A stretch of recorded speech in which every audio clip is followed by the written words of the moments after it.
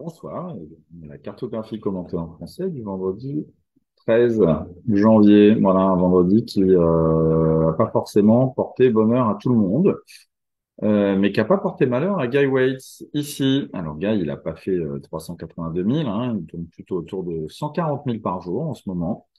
Il est replongé au sud de la no-go zone, à la faveur ici du coup de vent qui est passé. Donc lui se laisse porter par le vent et les vagues. Et puis, il va remonter doucement. Il est dans de bonnes conditions, hein. On voit que là, il a une mer assez grosse, mais qui est bien rangée. Et qui le pousse? Guy qui fait du 86, donc pas exactement de l'Est, et qui remonte petit à petit.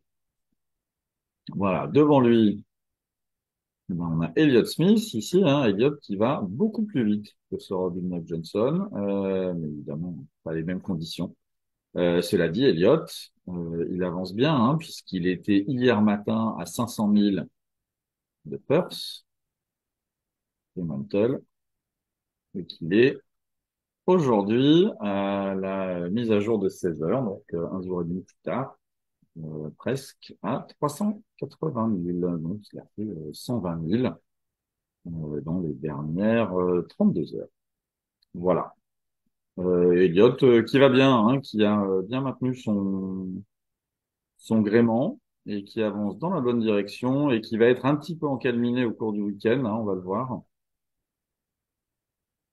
Pour lui, demain, eh bien, il se fait rattraper, mais on voit un front assez actif au sud qui va venir compresser la zone bleue pour remonter et lui apporter du vent dès dimanche pour l'année. Donc voilà, avec moins de 300 000 pour Perth, eh bien, il devrait arriver dans le courant dans le début de la semaine prochaine.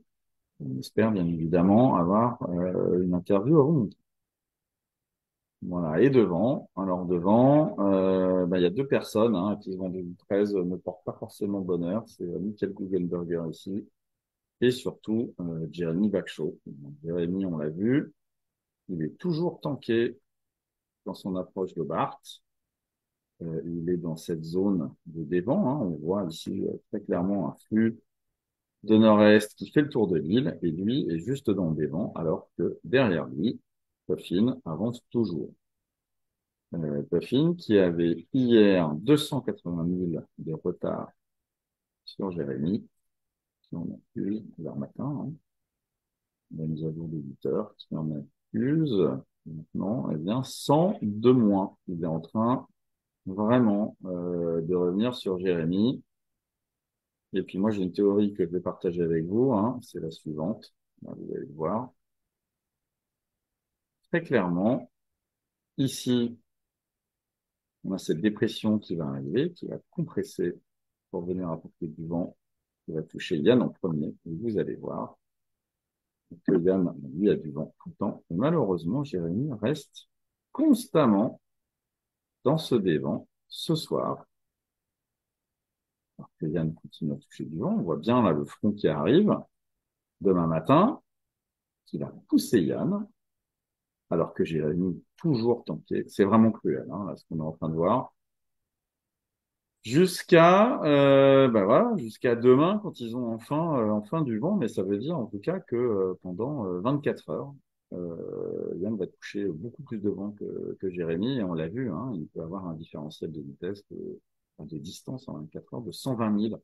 Donc aujourd'hui, leur écart qui est, on l'a dit, hein, de 180, on pourrait tout à fait être de 60 000 dans 24 heures. Ce qui veut dire probablement hein, que Jérémy et Yann vont passer la porte de Hobart dans la même journée.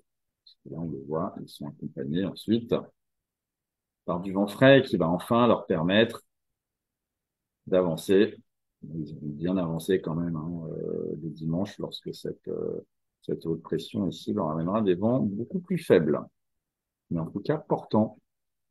Donc, courage, Jérémy, et puis bravo à Yann, hein, qui est doucement en train de refaire son retard. Voilà. Et on l'a dit, celui qui a vraiment pas eu de bol dans ce vendredi 13, c'est Michael Guggenberger. Et ça ne va pas s'arranger pour lui, puisqu'on voit les conditions au sud de la Nouvelle-Zélande. Mais ça ne s'arrange pas, ne s'améliore pas pour lui. Michael, qui dans son malheur a quand même une bonne nouvelle, il a quand même réussi à faire un point ce matin, et donc il sait où il est. C'est pour ça qu'il a envoyé un empannage, puisqu'il faisait une route très très sud par rapport aux Snares. Il demandait s'il n'avait pas passé à côté, et finalement il est en train de se recadrer. Voilà, donc il avance pas très vite, Michael. On le voit, il est quand même à 4 nœuds, donc c'est plutôt encourageant, et il n'a plus beaucoup de distance entre lui et les Snares.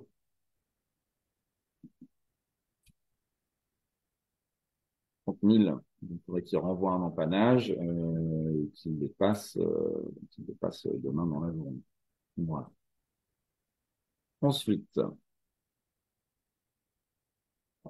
ensuite, voilà. Alors, qu'est-ce qu'on a? On a Abilash et Kirsten, qui eux aussi avançaient pas mal hier, puisqu'ils étaient aux alentours de 120, 140 000 par jour, qui ont quand même ralenti. On voit qu'ils sont rattrapés ici par cette haute pression. Abilash qui va toujours un petit peu plus vite maintenant que Kirsten, 4,7. Pour 3 nœuds 4. On sait, sous 20 nœuds, le roster est quand même beaucoup plus rapide que le 4 George 36 et la tendance s'inverse à mesure que le vent forcit. Donc là, ce sont des conditions qui profitent surtout à un Bilash. Mais encore une fois, d'abord à Simon Kerwen, Simon qui a du vent frais, qui lui fait toujours 120 à 140 000 par jour et qui est au portant, qui a laissé passer ici la dépression et qui avance avec une mer bien rangée, lui, ce qui n'est pas le cas. Derrière lui, c'est Kirsten et Abilash. On voit que la mer ici est quand même beaucoup plus confuse, à la fois en direction et en hauteur. Il y a faute à tous ces systèmes successifs qui s'empilent et qui empilent une mer différente à chaque fois.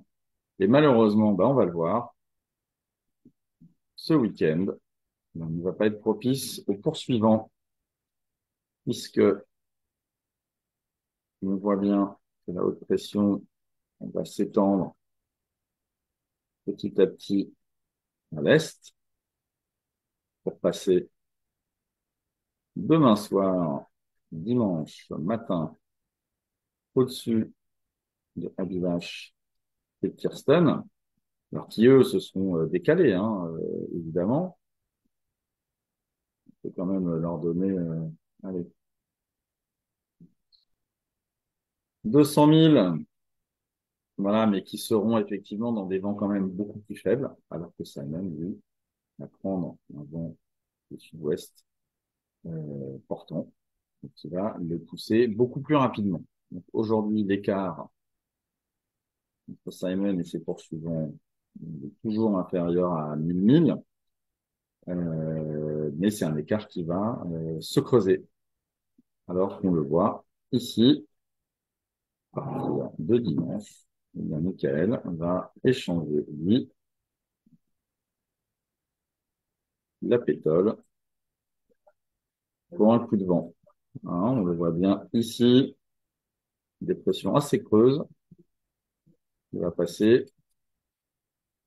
et lui amener du vent à partir de lundi. Mais là, il sera quand même déjà passé de l'autre côté. Voilà, donc pas de gros changements dans la flotte pour ce week-end, à part probablement Simon qui va creuser l'écart avec ses poursuivants, Michael qui va enfin passer la porte de Snares, et puis bien évidemment le malheur de Jérémy qui lui est coincé dans son dévent et se fait rattraper inexorablement par Puffin. Voilà, donc on va quand même regarder de près cette arrivée de Jérémy, qui sera suivi par Puffin. Et on se revoit lundi pour une prochaine carto. Bon week-end, à bientôt.